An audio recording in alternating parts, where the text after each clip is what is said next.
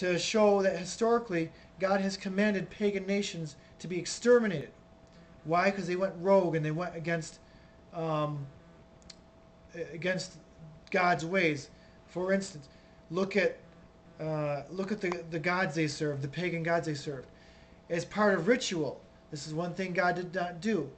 God did command the death of animals to pay for sins in the Israelites nation, in the Israelites temple and tabernacle, but He never demanded the sacrifice of humans.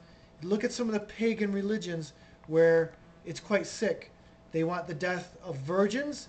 They want the death of babies, and that wasn't atypical for back at that time. And all these nations that God wanted to see exterminated, they had wicked religions like this and wicked practices in their culture. So I'll also add to the fact that you cannot understand the Bible correctly if you do not take things in context and if you do not have the help of the Holy Spirit. You cannot take an isolated verse and just take it out and put it in a little vacuum and draw a doctrinal conclusion from that. You must take every verse in context and in its proper historical setting.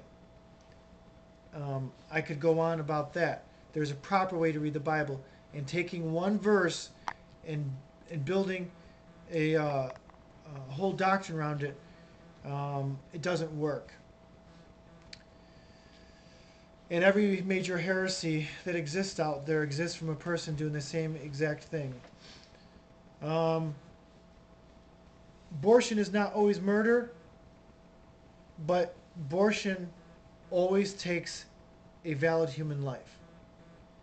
And that's one distinction I want to draw there. Perhaps abortion must be done in cases where neither child nor mother would ever possibly live. But the discussion must always begin with the understanding that abortion does take a true human life. And what the reasons may be from there is for other people to hash out.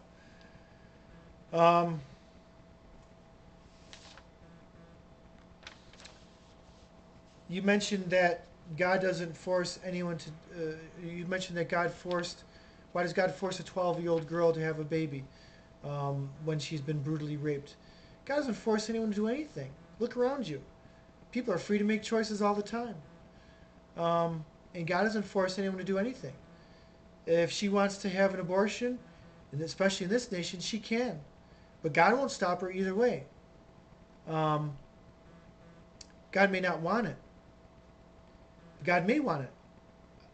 But either way, that's not God's. God won't intervene in that. That's one thing you must understand, is that God has given man a free will, and God won't intervene in anyone's or impinge on anyone's free will unless they want him to, or someone else prays his spiritual intervention into their life. So